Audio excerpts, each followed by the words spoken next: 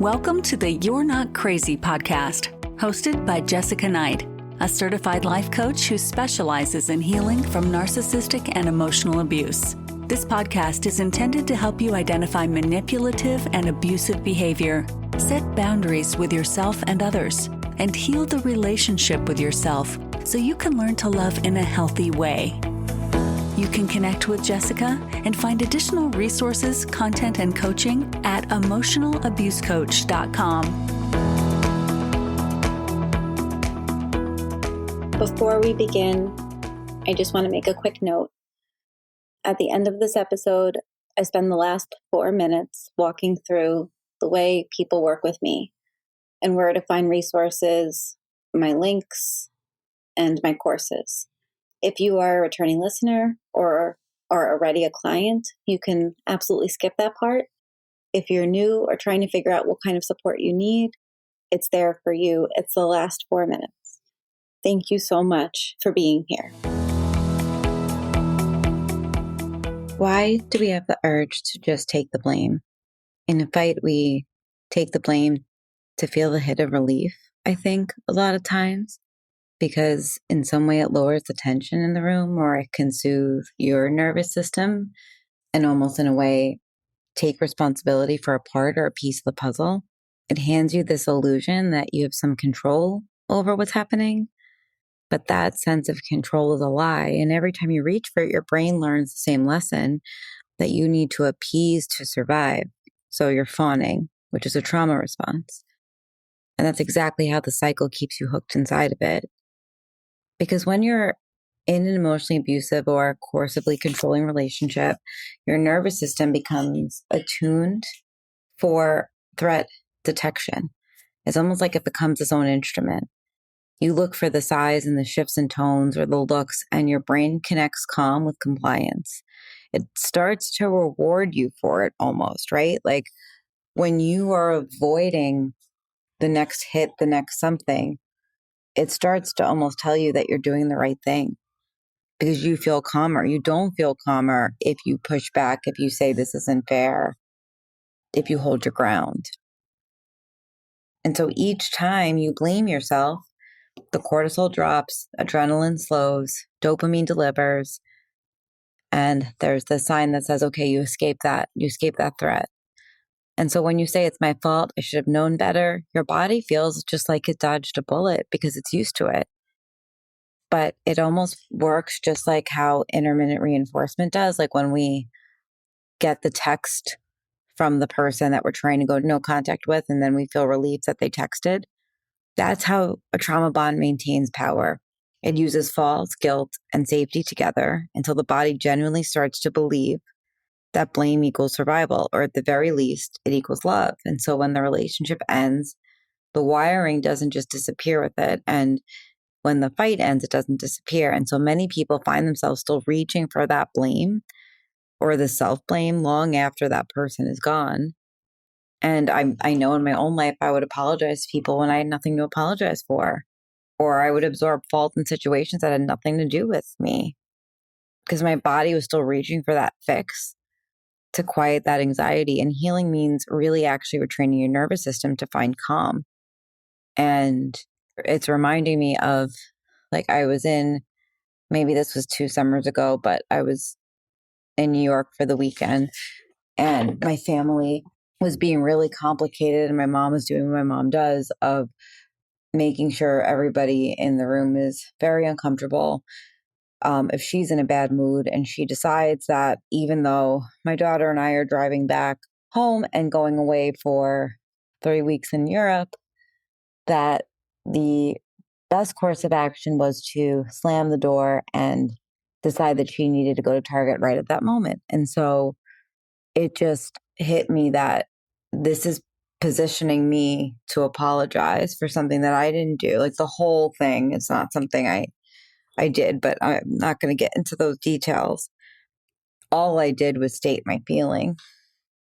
And then it turned into basically me crying almost the entire way, at least out of New York State, because I wasn't acting on what I normally act on.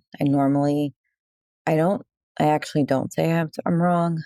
to her, probably to her demise. But I will say, like, that didn't have to happen. But in this moment, it really was just like in my head. But I knew that if I said anything at all, I would just be putting myself back into the cycle. And so the pain of not doing it is what led to the tears and the emotion and the feeling of like, wow, nothing gets resolved unless I do it. And I've had a lot more examples. And even if I do it, nothing's actually getting resolved. Like me saying that didn't have to happen. I'm really upset with you.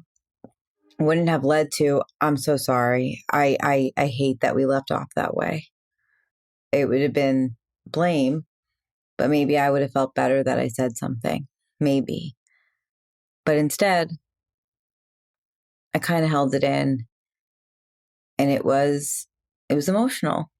It was very emotional because self-blame feels safer than facing what you actually can't.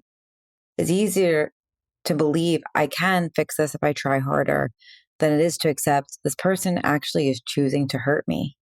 This person actually knows it's hurting me, and they don't care at all that their actions are leaving this, but like it's very clear that these actions hurt.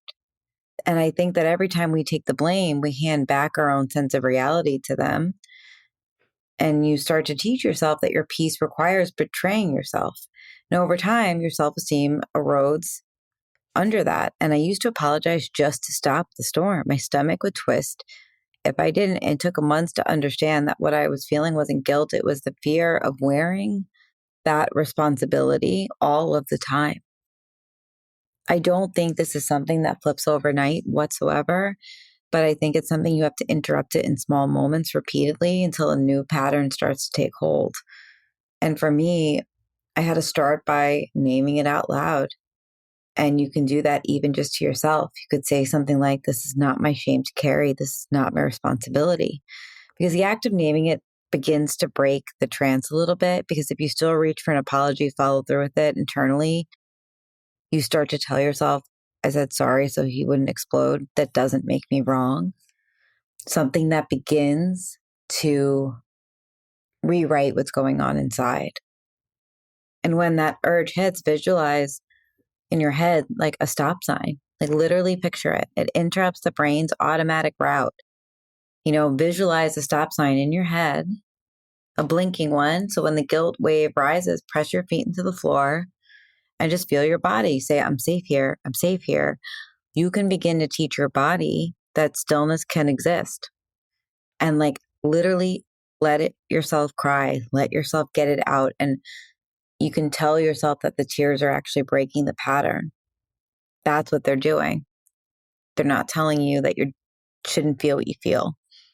Because at first, not taking the blame will feel wrong. You'll still feel anxious, defiant, like something's about to happen, but your nervous system is detoxing from years of appeasement. But then something does start to change over time, and the relief starts coming from different places. It's not from like that collapsing. It's from standing in the truth when no one else sees it, or the knowledge that you didn't betray yourself. That's the real calm. That's the kind that actually lasts. And so one day you'll notice that the silence after not apologizing feels peaceful instead of dangerous. And that's the shift you've been working towards. Because it's almost like you have to rewire your brain to not need to earn peace through an apology. You don't need to hold the comfort, their comfort at the sense of your own safety. Because every time you stop yourself, even once, from absorbing false blame, you're teaching your body that it's safe enough to be honest. And my perspective, as you know, if you've been here, is that I really do think that healing comes from taking one baby step at a time. If this episode resonated and you're realizing that what you're dealing with isn't just stress or miscommunication, there are ways to get support that don't minimize what you're experiencing. I'm going to spend the next couple of minutes telling you about my offerings, because at the core of my business is one-on-one coaching. The podcast is something that I do because I do like being able to help a broader audience. But the truth is that the core of my work is really coaching and providing other offerings so that people can begin to heal. At the center of everything I do is one-on-one coaching. That's where I slow things down, listen closely, and help you make sense of what's happening in your specific situation. It's not a template. It's not just based on theories, but it's really focused on your real life. Some people start with a one-time validation call. That is a single focus session where we look at one specific situation or pattern that you're struggling with. And the goal isn't to fix your life or push you into decisions. It's to help you name what's happening, put it into context of reality, help you notice where you are in it, and offer some feedback and tools to how to navigate it. I also offer an intro call. The intro call used to be called the clarity call, and it's a short call where you can share what's going on for you, and I can explain how I work and whether I'm the right fit for your situation. There's no obligation to continue after that. It's simply a way for us to get on the same page before moving forward. For people who need ongoing support, I offer weekly or biweekly coaching. This is especially helpful if you're navigating emotional abuse, trauma bond, high conflict divorce, or custody and co-parenting with a difficult or controlling person. Ongoing work allows us to track patterns over time, stay anchored when things escalate, and make decisions in a way that protects your nervous system and your long-term stability. All of my coaching options can be found on my websites, emotionalabusecoach.com and highconflictdivorcecoaching.com. Both links are available in the show notes of this episode. In addition to one-on-one coaching, I offer several self-paced courses and programs. They're called Divorcing a Narcissist 101, How to Document for Family Court, the Emotional Abuse Breakthrough Course, Setting Boundaries with a Narcissist, and Unhooked, which is my program and private podcast that walks you through the full cycle of abuse, helps you map it out in your relationship, and shows you how to begin to break free from the trauma bond. I also write on Substack, where I explore topics like trauma bonding, emotional abuse, coercive control, high conflict divorce, and the cluster B dynamics. There's a free option and a paid membership that offers deeper dives, Q&As, and additional resources. Everything that I do and everything that I built is around one core truth and message that you're not crazy, you shouldn't feel crazy, and that even though I can see patterns in what you're experiencing, it doesn't mean that it's normal. It's not healthy. My work is really about helping you understand what's happening and begin to trust yourself again. All of the links that I shared are in my show notes, and I really appreciate you being here.